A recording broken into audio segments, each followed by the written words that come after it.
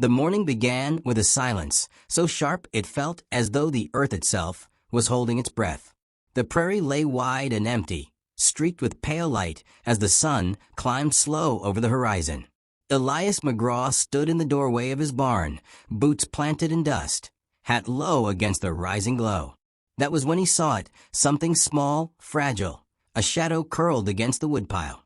At first he thought it was a stray animal. But when the figure moved, lifting a narrow face with hollow cheeks and eyes too large for its frame, Elias saw the truth. A child, thin as bone, lips cracked, trembling yet proud enough not to beg. There are mornings that split a man's life in two, before and after. Elias felt it then, though he could not have named it. The boy's eyes were not pleading. They were daring him to look away.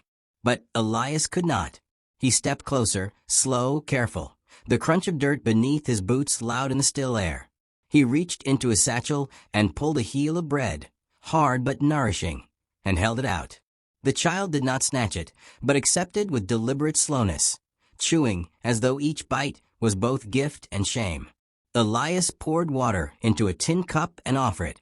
The boy drank, proud chin never dipping.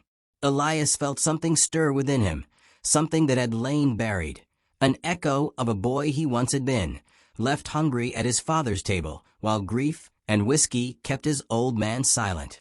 The boy said nothing, only shivered when Elias draped an old blanket around his shoulders. That night, word had already spread across the town like prairie fire. At the saloon, Sheriff Doolan's voice carried. McGraw's lost his wits. Feed in strays now. Might as well hang a sign, welcome all wolves and rattlers. Men muttered their agreement. Women clucked tongues and crossed streets when Elias passed. In a place where survival meant suspicion, kindness was seen as weakness. But one person saw different. Old Maeve Carter, the widow who lived by the creek, left a pot of stew on Elias's porch with no note, just a quiet offering. He lifted the lid, smelled the thyme and beef, and felt the weight of both shame and gratitude. At dusk, another figure appeared at the barn. This one taller, poised, wrapped in a worn shawl. A young woman, eyes as sharp as a hawk's. She did not thank Elias, nor did she ask.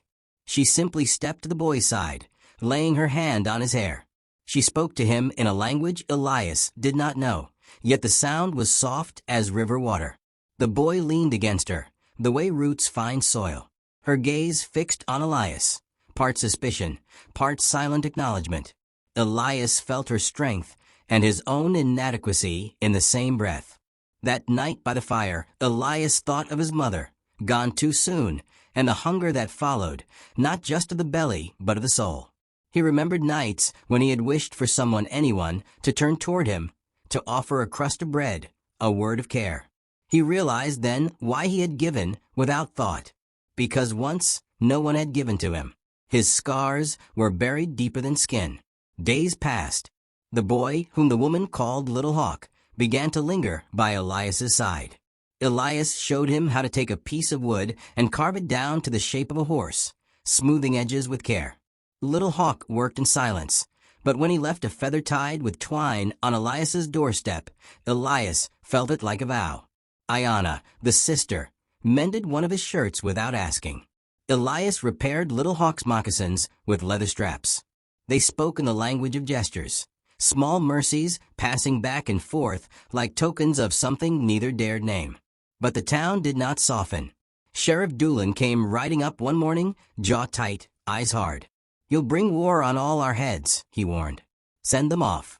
Or when their people come, it'll be blood in the dirt."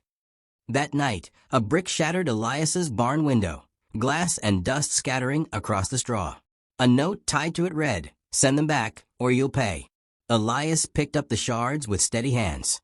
He looked at the boy asleep near the fire, blanket pulled to his chin, and knew he could not turn him away. Fear was heavy, but resolve heavier.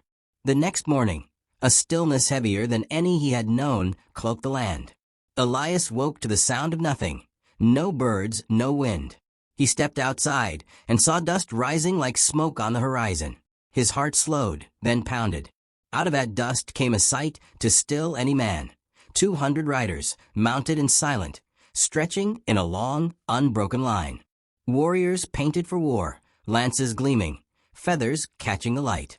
They sat their horses as though carved from stone, their eyes fixed on the little barn. Elias's breath caught. Ayanna and Little Hawk stepped to his side. They did not hide. The leader dismounted, a man whose face bore the weight of storms.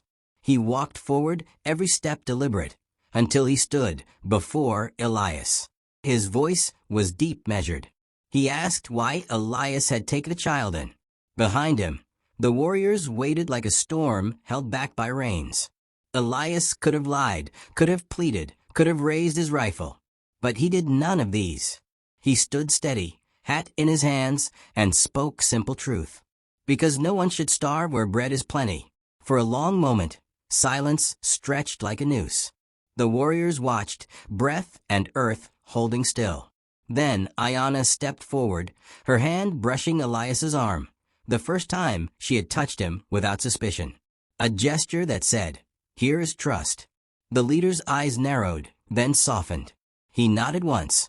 A signal rippled down the line. The warriors wheeled their horses and rode away, thunder fading into the horizon. Not in war, but in recognition. On the ridge beyond, townsfolk had gathered, Sheriff Doolin among them, rifles hidden behind their coats. They had seen it all. Shame moved through them like a whisper on wind. None spoke. That evening, Elias sat on his porch, the sun sinking into fire and ash across the sky. Little Hawk leaned against him, carving another wooden horse with patient hands. Ayanna sat close, mending rope, her eyes softer now. They did not need words. Elias felt something he had not known in years, that he belonged. Not to the town that scorned him, not to the past that haunted him, but to a bond carved out of quiet grace. Years later, when memory had blurred into story, Elias would still recall that day. And if you were to ask him what it meant, he might say this. In the West, guns carved borders, but kindness carved bridges. One meal, one gesture, one stubborn act of mercy. That's all it takes to turn fear into respect, loneliness into belonging. So when the world tells you to turn away, maybe that's the very moment to turn toward.